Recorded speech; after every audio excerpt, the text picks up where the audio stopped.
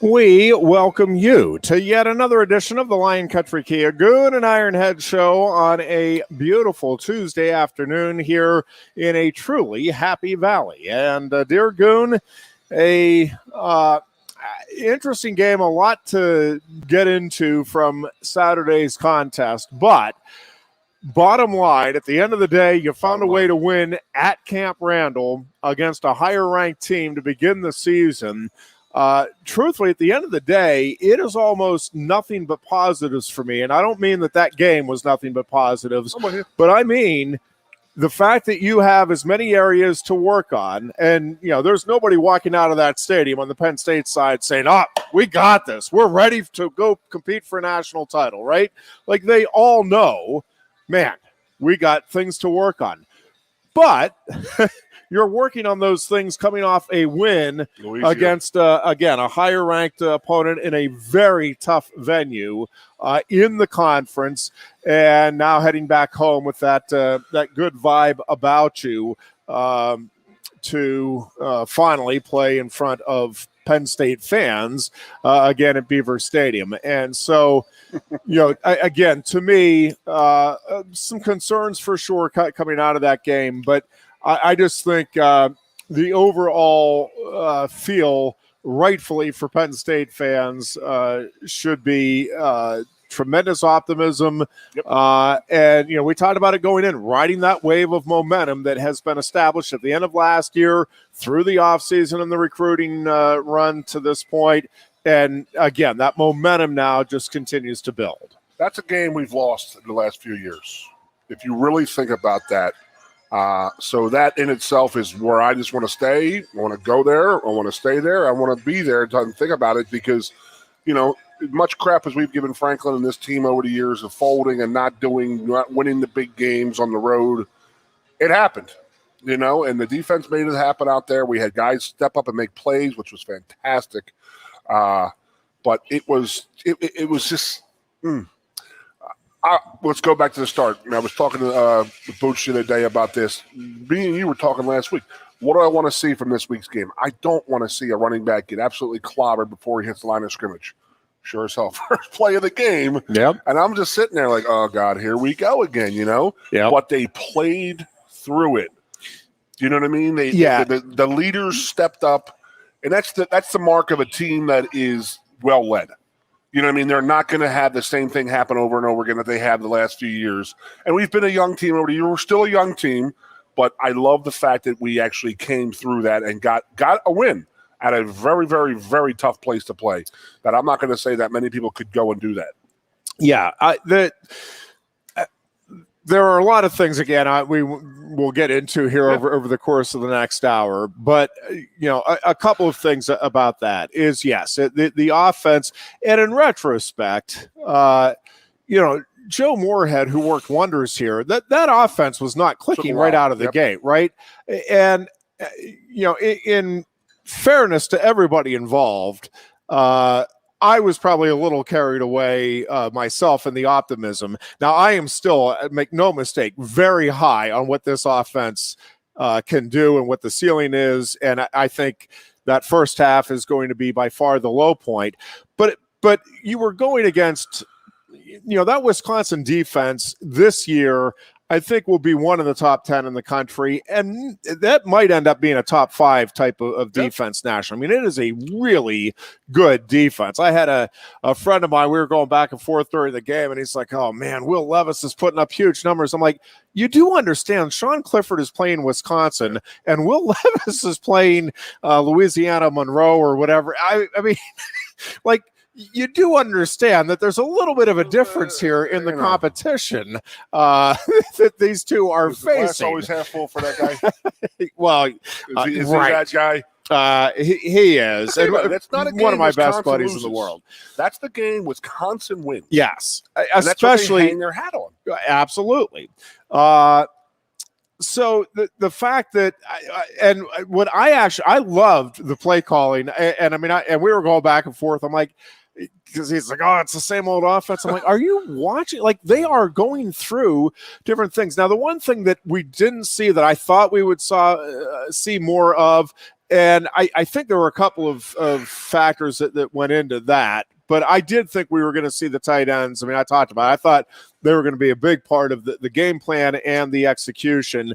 I'm not sure whether they were a big part of the game plan, but they certainly weren't a big part in terms of the passing game, the execution. But I thought you saw Clifford and Jurisic and the entire offense, but I think those two were just kind of going through, hey, all right, that doesn't seem to be working early. What do you think? Again, I'm oversimplifying it, but I think they were kind of just generally going through and let's figure out what's going to work. They came out in the second half. I mean, it was an entirely different team that figured some things out. And I think if you, I meant to write down the stats and I didn't, but I think it was 264 yards or something in offense in the second half. And I get it. But if you carry that over two halves, and again, they figured it out in that second half, they being Penn State's offense, that would be fine if you had played another half like that. That would be 500 yards of offense against one of the best defenses in the country. And again, I understand it wasn't. I understand it took a half because Wisconsin's is that good and whatever. I'm just telling you that moving ahead, I think there is lots of reason for optimism. The other thing from the offensive, one of the other things from the offensive side that I loved was the no turnovers. And you talked about how big it was to make the plays defensively, and it was. I mean, that was the game. But another big part of it was Penn State didn't give Wisconsin those opportunities. And I saw some people writing, boy, Wisconsin is self-destructing.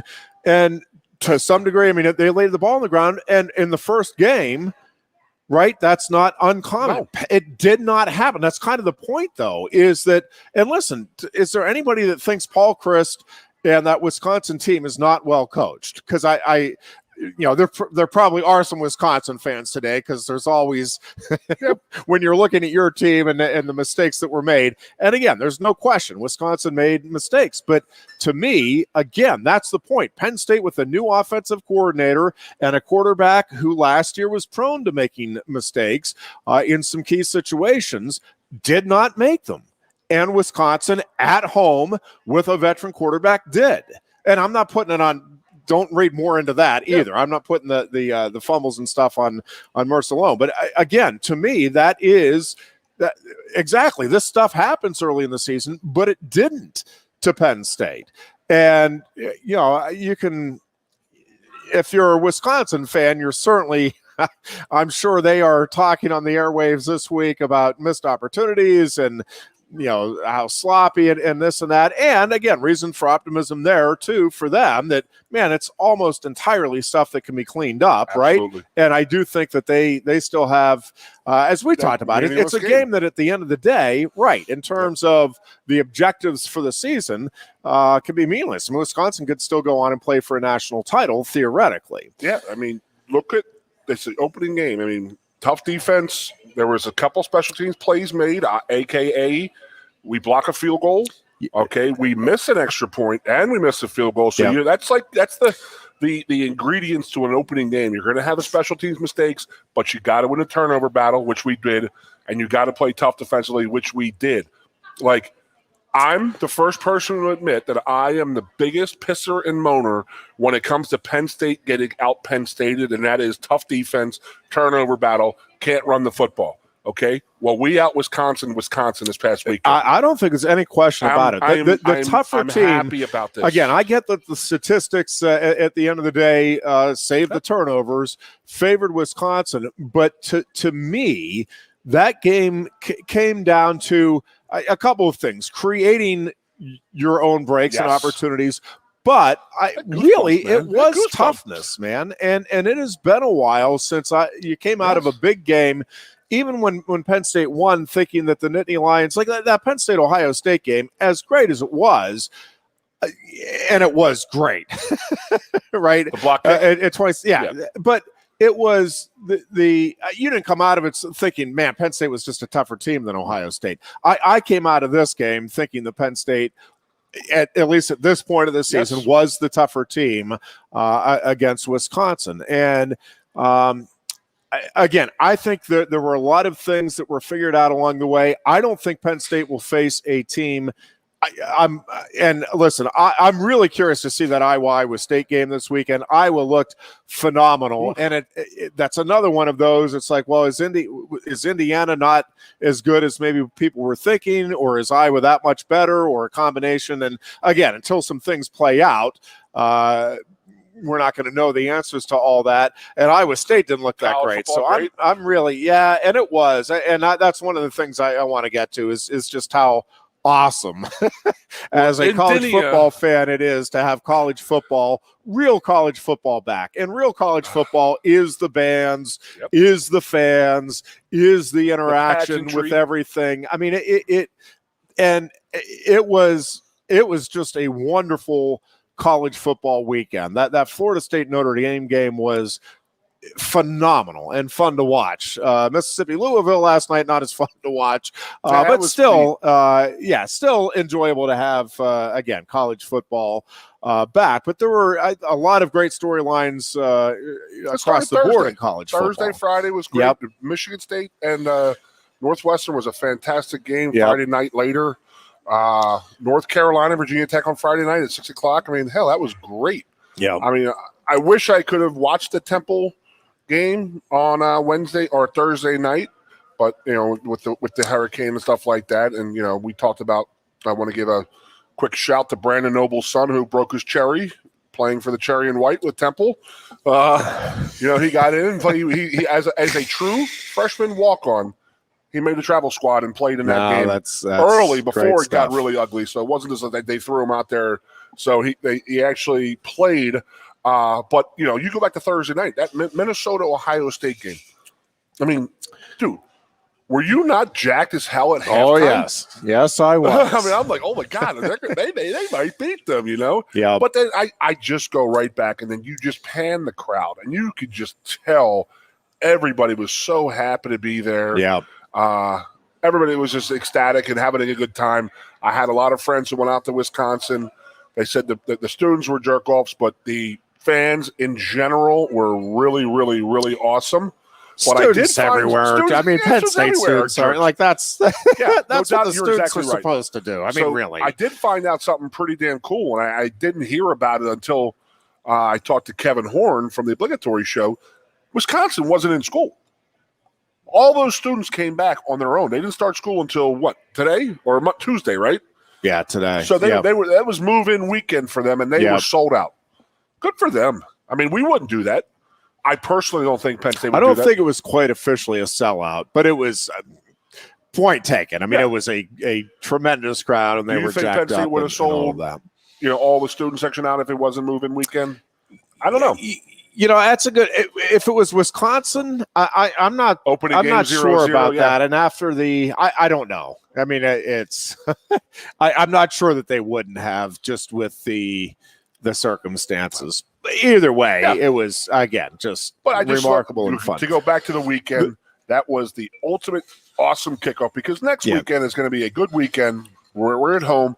But, it's going to go overshadowed on Sunday because it's the NFL opening weekend. Yeah. So I love that the NFL gives college football their due the first weekend, and they play all those games. The game last night, you're right, it was crappy. Mississippi, excuse me. They got some speed out there, man. They do. And all the targeting calls were they were all the right calls. And it was sketchy because they were – like, guys, okay, 3 guys have been kicked out already. Let's tone it down here a little bit, and guys are still getting kicked out. It was just a bad game. Yeah. Speaking of targeting, your thoughts on Ellis? Because I listen. I'm not sure. I completely understand the actual letter of the law rule. Because I thought I did, and now I'm not sure. Because if the rule is you just cannot have your helmet touch another player's helmet, I mean then that's impossible. Then if you're an offensive player, right? Like every time you've just got to. To me, I think I think a couple of things need to happen. One is the penalty as it is now it's too much. I get they're trying to take the headshots out of the game, and I think if you are leading with your helmet, right, then I'm okay with leaving the penalty where it is. But if it is a bang bang, and again, I hate making calls like that subjective, but I don't know any other way. That one can't be just objective. It can't be, well, the helmet hit the helmet, therefore you're gone for a game. There has to be some room for, listen, clearly, Ellis, he hits the shoulder pad first, right? And then it does come up and make contact with the helmet, but and again, maybe by the letter of the law, the way it is now, that the right call was made. But I think they really need to sit down and say, listen, again, leading with your helmet, spearing, what we was always spearing. Leading with the crown, that lowering means your head, that you're ejected and out for the full game. If it's the first half of a game, all of that game. If it's second half, that, and the first half of the next week. But there is that's just absurd. You're right, because look at that Minnesota-Ohio State game. At the end of the game, that's by definition is a target. Yeah, that was 100% target. If you're going to make those other calls throughout the weekend, yes, and this is turning into the NFL possession for touchdown. The Calvin Johnson, did he have full possession for a touchdown? Did he control it? Yeah, and it's all subjective, and it's just like it's a complete crapshoot. And they got to get control of it, because it just seems like every conference is different in how they're calling it. But that Ohio State-Minnesota game, you're watching that. Okay, that in itself is an inadvertent, because it wasn't on purpose. No question. No question in my mind. Headshot. But then to not call it and then go to the cameras, to the recording, and then call it, and then say, oh yeah, by the way, he fumbled that too. So we're just completely changed the game. Like, you missed two calls.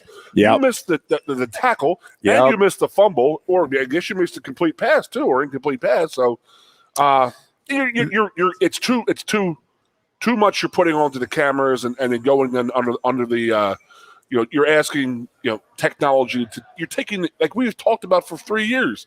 You still need to have the human, like, calling balls and strikes as an umpire in a baseball. You still need to have the human error there a little bit, But yeah, let's get some set guidelines, because every game it's going to be like, and then you sit there and you say, well, Ohio State plays Oregon next week, so you think somebody's.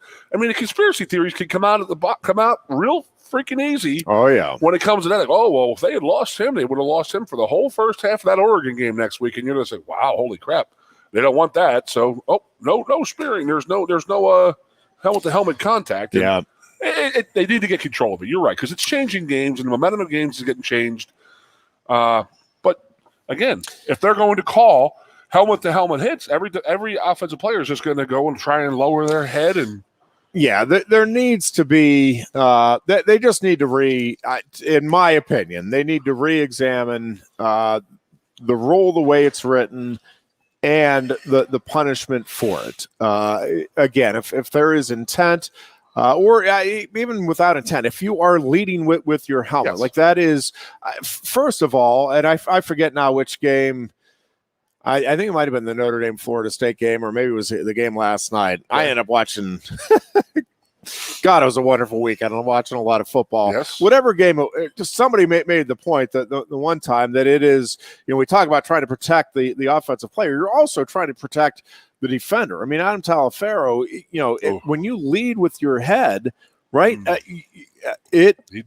Your head, your neck can snap much more easily. So you're trying to protect everybody, and you don't want the leading with the head. But the helmet-to-helmet contact, again, I think there's got to be a little room. I'm not a big fan of penalizing it, period. But if you are going to penalize it, it can't be that you're kicking a player out for a full game. That is not the right penalty. You get a quarter, you're out of the rest of this quarter. Then you come back in the next quarter, if it's full. Yeah, and again, spearing, leading with the helmet, yes, leave that at a game. I'm okay with that. But we're seeing too many guys who are out there playing the game the right way, trying to do the right thing, and they're getting they and their team are getting penalized for it. And yes, and then it's too inconsistent where you have some star players, whether intentional or not, it's not getting called. I couldn't watch a game last night at all because there was zero flow to it. It was that's a touchdown, and you're waiting for a penalty because they were calling penalties every freaking play on everything, every play. By the way, and I know they say you can call holding on every play. You don't have to, but go back and watch that game, the Penn State Wisconsin game, and you tell me how many holds you add up that Wisconsin. And I don't mean, I get that, there's going to be some grabbing in the chair. I'm talking about the gripping around your neck, and they're out in the how are you possibly missing those calls? The Big and Ten, there were at least 4. Involving the play. That's just they were involving the play, though. That's my point. The defensive end, you mean? Yes. Yeah. Hey. And I mean,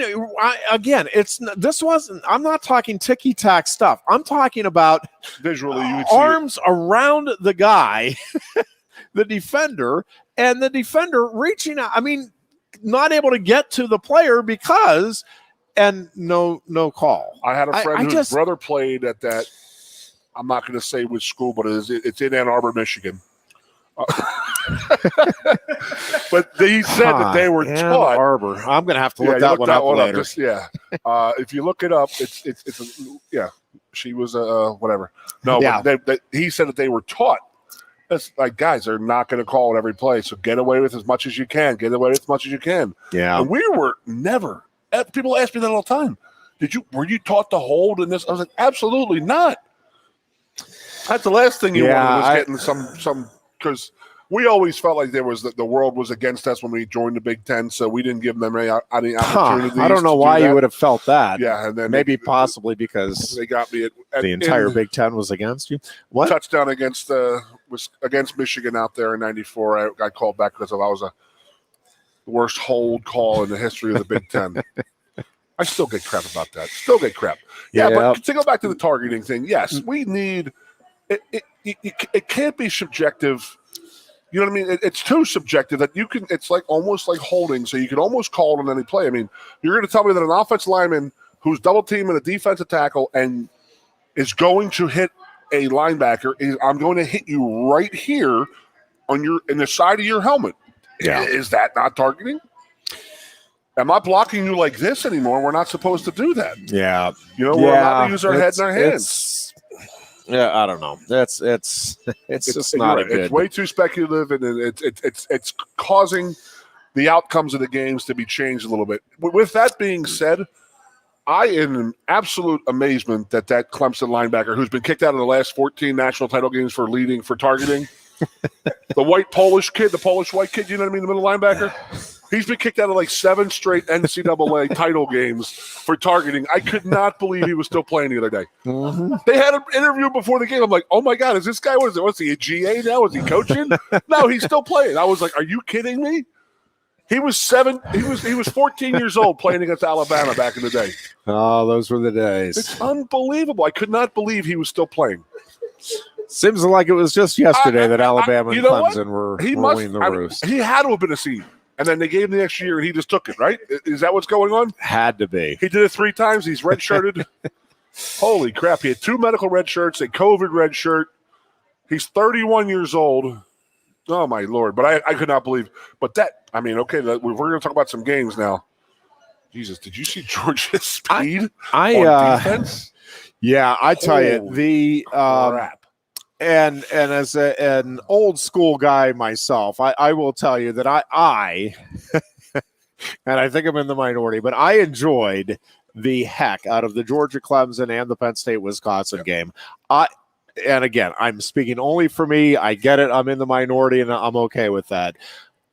I would much prefer a 16-10 or a 17-10 14-7 type of game than the 49-42 shootouts. And that doesn't mean that I'm not wildly entertained as well. Ironhead hated the 94 team by the shootouts.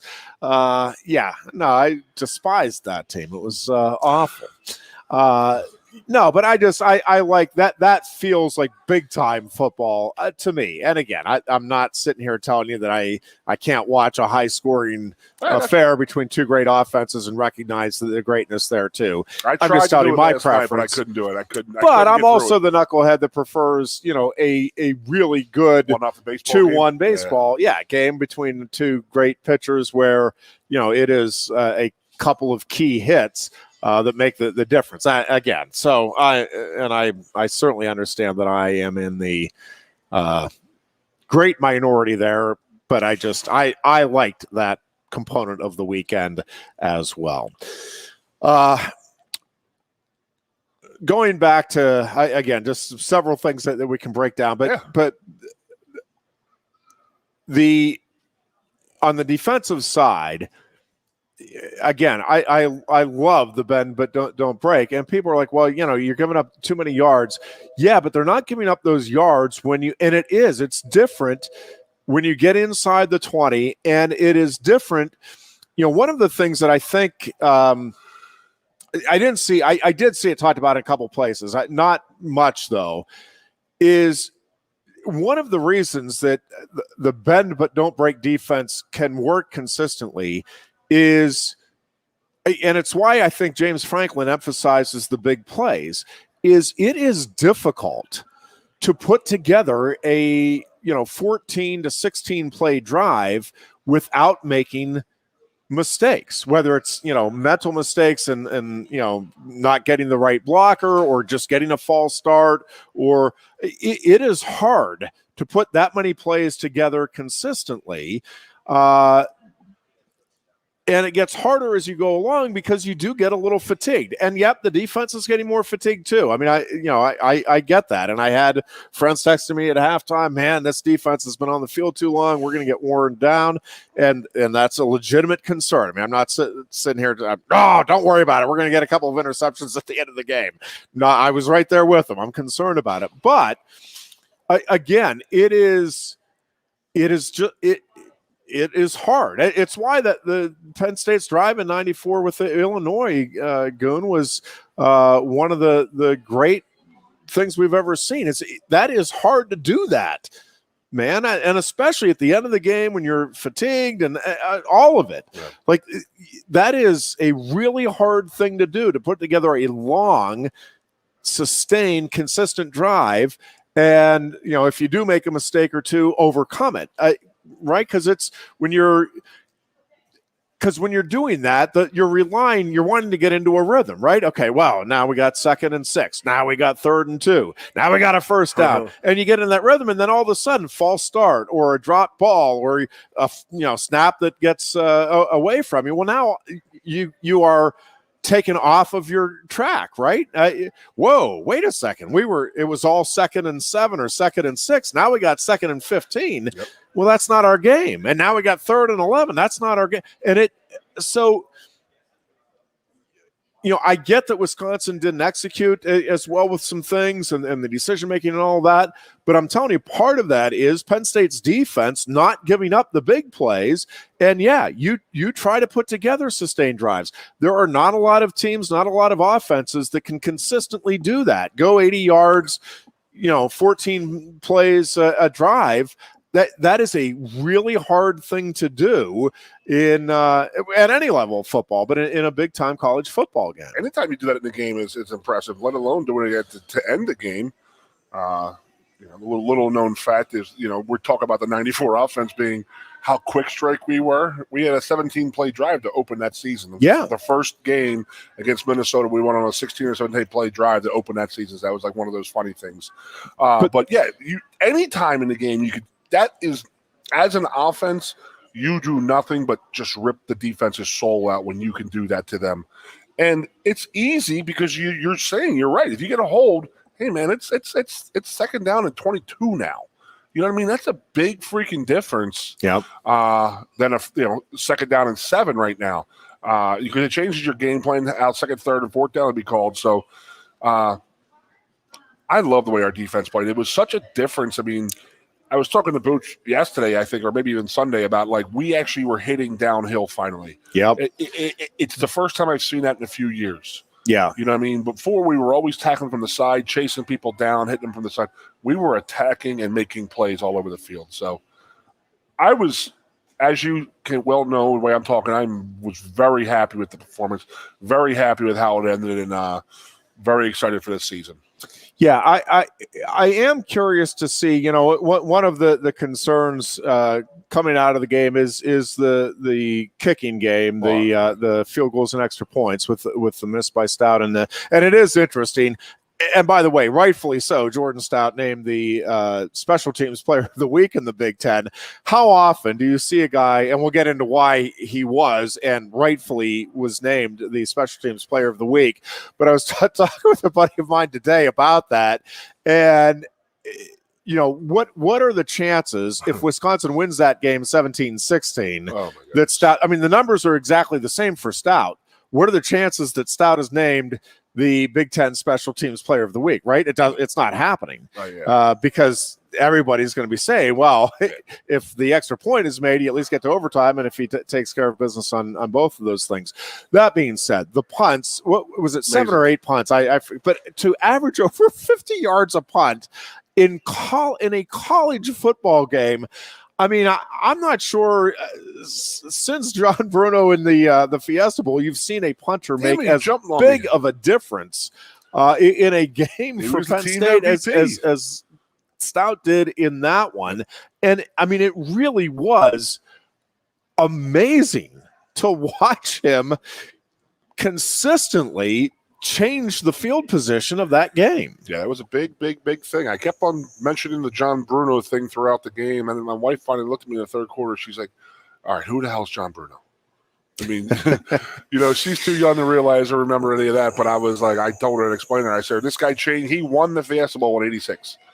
I mean, as much as people want to say it was the defense and Shane Connell and Gifto making interceptions and this and that, that's not true. The long fields that Miami had to deal with, and Wisconsin this past week, the change of, you know, the defense is a huge stop. You know, you think you're going to get good field position, and he just blasts one. To average over 50 is pretty damn impressive.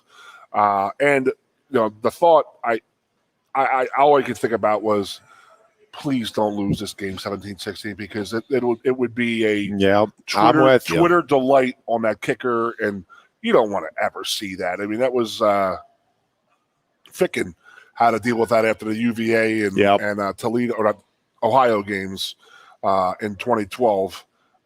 You never wanted to see that happen again, but I mean, that would have been very close to that. You know, missing a 23-yard field goal and then an extra point like that, and that's not too good, and that's got to be rectified, and it will be.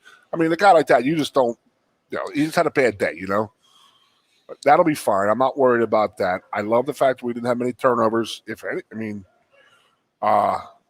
Clifford, well, we can talk about them if you want to go to a break or anything like that, but I just think that Sean played his best game I've seen him play in 2 years, because he didn't try to do 6 million things. Yeah, there were a couple of things. We'll take a break here, and then we'll pick up with that, Sean Clifford's play, and again, a lot of other things we'll get into, including Ball State. I'm still concerned about this game, but I will say Ball State did not exactly get off to an impressive start here to the season either. Now, that could be that they're, you know, focused on Penn State, and I think if you're Penn State's coaches, that's what you're telling your kids right now. But you know, we'll get into that and much more as we continue the Lion Country Kia Goon and Ironhead show from Quaker Steak and Lube right after this. Lion Country Kia is offering exceptional deals on your new Kia during Kia's Command the Season event. We have a nice selection on the 2021 Kia Sportage with various options and prices as low as $26,800, saving you $3,000. Or if you demand big power and towing capacity, slip into one of the 2021 Kia Sorrentos available on our lot, starting at $32,680. Discover why Kia drivers throughout the area come to Lion Country Kia, or visit online at lioncountrykia.com. Quaker Steak and Lube is throwing open the garage doors and setting up the umbrellas. It's patio season. Come enjoy great food, drinks, and fun in the sun. There's always something happening at Quaker Steak and Lube, but we're really amping up our event calendars for our favorite time of year. Visit thelube.com to find out what's happening at your local lube this season. Lunch, happy hour, dinner, or late night, indoors or outside, at Quaker Steak and Lube, you'll always find big flavors, friendly faces, and lots of fun. Hi, Johnny Broom here. If you're in the market for a new Hyundai or a pre-owned car, truck, van, or SUV, nobody beats a Blaze Alexander deal. But don't take my word for it. Hey, Goon says tell him Johnny sent you. Hey, tell him Johnny sent ya. Tell him Johnny sent you. Wait, tell him Juan or tell him Johnny sent you? Tell him Johnny sent you. Here at Bill Pickles Tap Room, we say, tell him Johnny sent you. And remember, oh, we're telling them Johnny sent you. We welcome you back into the Lion Country Kia Goon and Ironhead show. Yeah, Sean Clifford, Goon,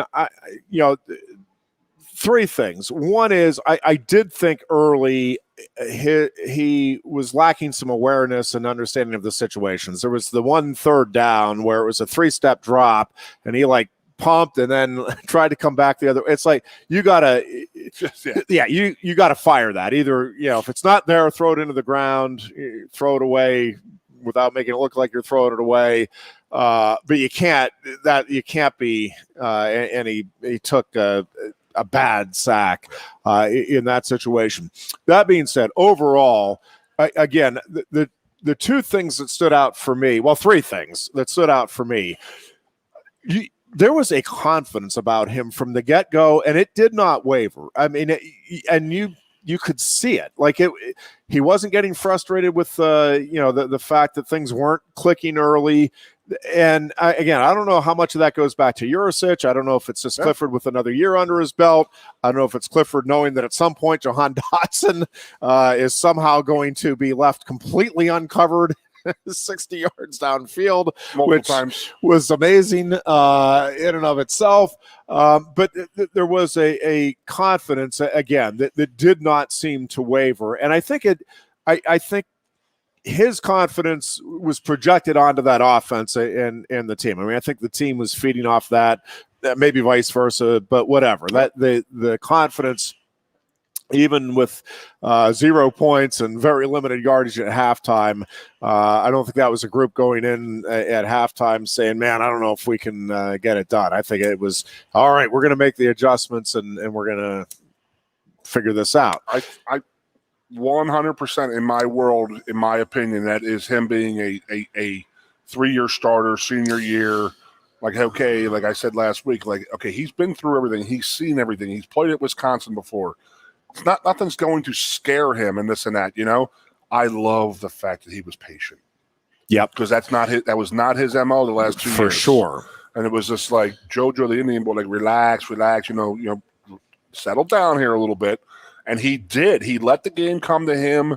Like I said, I was ecstatic at how the game turned out, primarily because of that. And I think the fact that he did not turn the ball over once is huge. You're on the road, again, against one of the best defenses for sure in the Big Ten. Yeah. And I think one of the better defenses in the country. To not turn the ball over once is remarkable. I mean, it is remarkable stuff. Now, that needs to be a consistent theme throughout the season, right? I've been saying for a while, I really do think this offense to a large degree goes how Sean Clifford goes. And, part of that is keeping him healthy. Sure. But, also with that is the continued good decision-making overall. And, for sure, protecting the football, because listen, that defense again showed, and we're one game in. I mean, I'm not ready to tell you that this is going to be a turnover machine defensively, but boy, between Brooks and Brisker, there are guys there that certainly look like playmakers, and you certainly think this is a team that is capable of having 3 turnovers a game consistently. Like that doesn't seem like this was just completely fluky at Wisconsin. And again, we'll see how the season plays out. But when you have Jordan Stout as your punter and you have a defense that is as seemingly opportunistic as this one is, right, not turning the ball over is a big deal. Like that's ultimately going to win you a lot of games. Now, do you need to make some plays? And did Sean Clifford make some plays? Yep. And that's the other part of it, was when they needed to have something big happen, he delivered. Now, the concerns offensively for me, the offensive line is I'm not ready to tell you that they're a disappointment for the season yet. Again, that is a really good defense, and I think I probably undervalue just how good that Wisconsin defense is. Yep. And combined with the fact that, again, no matter how good Yurcich is, and I do think he is a really top-notch offensive coordinator, it's still your first game, and there's going to be some, hey, we got to figure this out and see what works. Again, I go back to Joe Moorhead in 2016, and, I think a lot of folks now look back on it and, oh, yeah, man, that offense clicked. It did not click. No, those first 3-4 games of the season, that was not a well-oiled machine, right? And even the first half of many games after that, it wasn't a well-oiled machine. But they were able to figure some things out, and that second half against Wisconsin reminded me of that 2016 team, in that they made some adjustments. They figured out where they had some matchups that they liked, and they took advantage of it.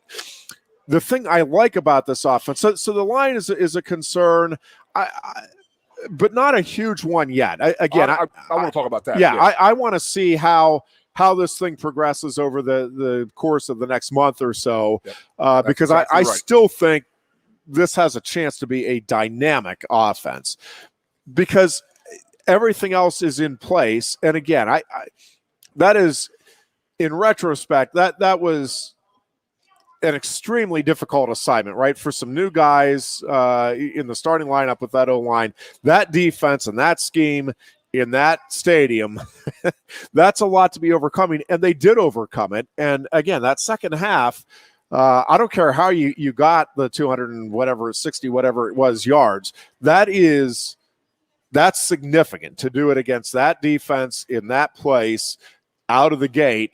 I think that bodes well for really down the road. Well, you tell me what level of college football you want to talk about, and I will tell you that the defensive line, the defensive front seven, is going to whoop the offensive line's butt the first couple weeks. I mean, that's just how it is.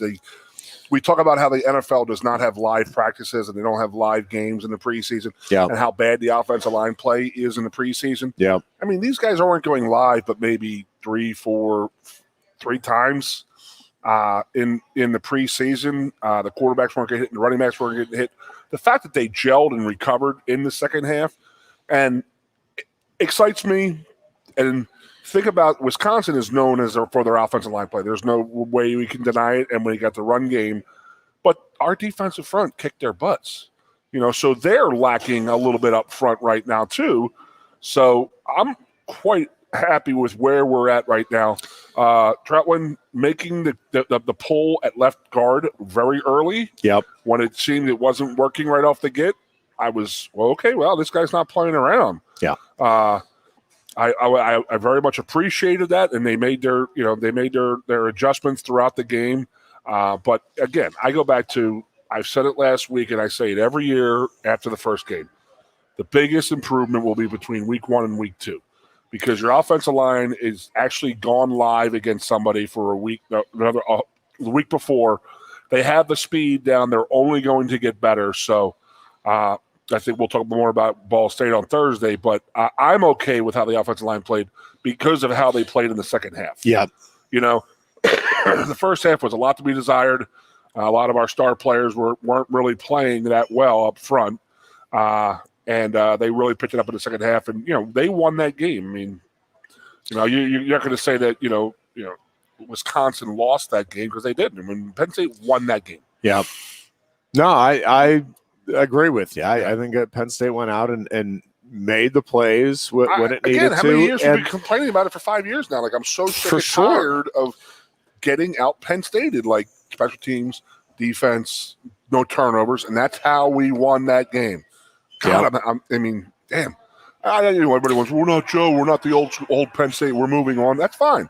But I'm telling you, that works pretty damn well. And Wisconsin has adopted that same persona, and then we beat them on at their game.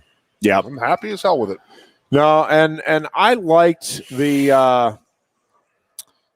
I don't know if you saw the clip with Franklin as he's walking off the field, taking the hat from his the Penn State fan, and just I realize there are people that are going to be all over the place on this. I love what I think is the genuine enthusiasm and the idea of celebrating each win and celebrating it for those few hours, and then it's back to business. But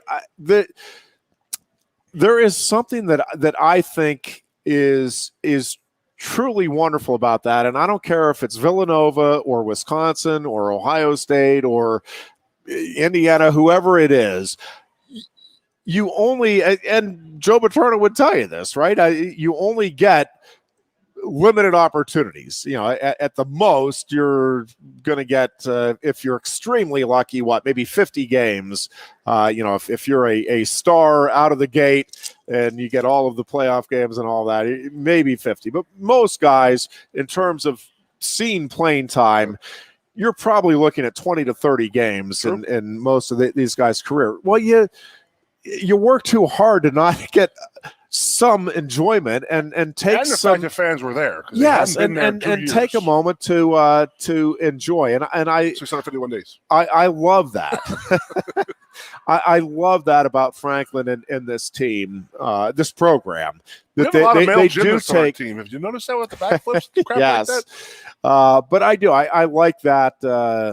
That aspect of now the game. I don't want our fan base, if we're going to celebrate that and be on their field doing backflips and doing the crushing of the W, doing the jump around in the locker room. Well, when they come to Penn State and they beat us and they act like that, we can't be upset. I'm with you. You've got to deal with the good with the bad. I mean, you're going to act like that. You better be ready to be treated like that. Yep. Speaking of which. Are you as heartbroken, and I'm guessing you are, as we jump all over the place in this college football weekend, but when you see a class act and just a good all-around person like Randy Edsall have the difficulties that he is at Connecticut, Goon, it's I'm glad just to see that their athletic program was on the same on board together with him announcing his retirement and them saying, my heart is breaking because he's always been just stood for class and all of the right things. Sportsmanship is very important to him over the years. And if you don't know, Randy Edsall, who's now, was coaching at Connecticut, is now out. Not exactly sure what all went down. He announced his retirement at the end of the season. He goes, I'm going to finish the season. And the athletic department said, well, you're done probably now. Not. You're done now. But Randy, if you don't know, and I think probably most, if not all of you do know, but he was the head coach at Maryland when the Terrapins pulled their we're not going to shake hands with the Penn State players. They backed it up, though. Shenanigans. That was literally my low point in my Penn State fandom. I'm right there with you. I could not believe that we didn't go out there and just absolutely try to destroy them. We actually took a beating after that. So, bye-bye, Randy. Yeah. What's her name up there, Vicky? Lady, Vicky Tripany, is she still at UConn? I'm sure she's doing great things for that athletic program. Undoubtedly. So Penn State again up to 11 in the AP poll, and I think 13 in the coaches poll after the win over Wisconsin. And again, position well. We'll certainly get much more into the Ball State game and the concerns and issues there. But a couple things, just takeaways from the college football weekend. I knew as soon as he said it. I don't know. Did you keep the TV on to watch Brian Kelly's interview on the field with Notre Dame? I watched it. People are. I knew. I said yes. I said there. People are going to take that because you can't say anything that in any way could be interpreted as humorous. And he kind of botched. In fairness, he kind of botched. Oh, he absolutely like botched the John McKay line. If you don't know what we're talking about, after the Notre Dame won against Florida State. The on-field interview with Brian Kelly, the head coach of Notre Dame, he's asked about his thoughts on the game, and he said, well, for me, it's something to the effect of, I'm paraphrasing, it's all about execution. Maybe we should execute all of our players. And then he goes on, and he clearly trying to make a reference to John joke. McKay in 76. Yes, and John McKay when the Buccaneers were winless. What do you feel about your team's execution? Somebody asked about his team's execution, and he was all for it. People leading in and saying, well, Kelly had the issue with the student manager and the videotaping. Yes. And there was a horrible accident at Notre Dame, which he's been cleared, all of that stuff, yada, yada, yada. But a young man died. And they were like, well, you can't say that if that's what you were going to do. Come on. Do you think that he had that in the back of his mind? I mean, what freaking world do we live in right now where they're making those comparisons? And people are making too many jumps and leaps. Yes, and we're going to get to the point. Not get. Yeah. We're already at the point where some, and this is why you've just got to ignore the people who don't get it, because it is going to get to the point where somebody's going to say, oh my God, our offensive line's got to play better, or our quarterback's going to get killed out there. What do you mean? Your quarterback's not we have soldiers over in, we used to have them in Afghanistan that could get killed, and now you can't start doing this nonsense. Just if it bothers you, turn off the TV and ignore it. Quit with the virtue signaling that somehow you are finding virtue in condemning Brian Kelly for trying to make a joke. And again, I will concede that he did not deliver the line all that well. Everybody and their mother is complaining of the super spreading events that are going on throughout this country, a.k.a. college football games. And that, oh my God, we're going to have such a breakout of this and that. So if it doesn't happen, is everybody going to shut the hell up? I'm guessing that's not actually going to be what happens. I heard there's a Goon variant coming out here soon. There's a Voo, there's a Goo, and there's a Moo now. It's going to be pretty bad. But after the opening weekend, Goon, the final thought for me just on college football is was awesome. It is going to be very interesting to see in a month how our viewpoints coming off of this week change. Because right now, I remain very bullish on Penn State. I think this was a huge win, and I think this win launches Penn State to a very special season. The UCLA, to me, very, very impressive here through their first two games now. And I like the way they're playing and the style they're playing. That being said, LSU is a mess. And, I know sports fans love the, would you take a championship and then 5 losing seasons? And in college football, I'm not – I don't know. I guess, winning a national title is so special, and it's not an either or proposition, but in the hypothetical world where you make it such, right? I don't know if would you want a national title and then 5 years of just not being competitive in terms of the upper echelons of college football, or would you rather 5 or 6 years of being very competitive but never getting, and I don't know, because it's, the knee-jerk reaction, I think, by most fans, including me, would be, well, no, I'll take the national title. And in pro sports, I would. To me, pro sports is a little different. But to go 5 years being an Eagles fan in college football without being relevant, without being a factor, as an Eagles fan, it's currently and, where we're at. And getting to October and knowing you're not going to be in the conversation for the national title, I don't know. That's tough. See, man. my thing with LSU is that Orgeron is 5-7 since the national title. You're going to get the 2020 season, so I'll give them a pass on that. Everybody gets a whole 2020 pass. You got to realize they were on the road for a week last week. They had to evacuate their facilities. Yeah. They didn't have a normal trip out to California. Fair enough. I will give him. He gets a lot of leeway, but I'll give him that. He is the Cookie Monster. I'll give him a pass this time. He gets a pass in 2020 because of how good they were in 2019. I mean, it's the South. It's LSU and the SEC. They will run him out this year. Yeah, the game that I'm most intrigued about, and we'll talk more about it on Gus Thursday. Malzahn. They ran him out pretty damn quick at Auburn after a title. The game that I'm most interested in this Saturday, though, is that Iowa State game because, again, Iowa looked really good, and I'm just not sure, if they're that good and, maybe the team to beat in the West or if Indiana, again, isn't. And the problem is I'm not 100% sure on Iowa State here either. I mean, I know they're a top 10 team to start the season, but again, they were not overwhelming in their opening week. If I recall. So I'm really curious to see that game. And listen, that is one of those rivalry games. Those two schools, I mean, that is similar to the old Penn State games in terms of the energy that will be there on both sides. That they make no mistake, those schools want badly to beat each other. If I recall, Penix was his first loss as a starter from Indiana because he had played a couple times in the year before last year. Then he went undefeated, but he blew his knee out in that, I believe it was the Maryland game. I think. But that was the first time he had started and lost a game. So I'll give him that. But Iowa looked fantastic. But you were right. I mean, Iowa State, Iowa. I mean, even when Iowa State was really bad and Iowa was competitive, those games were just it doesn't matter the records. It really doesn't. It's like an end of year Michigan State or Michigan Ohio State type of game.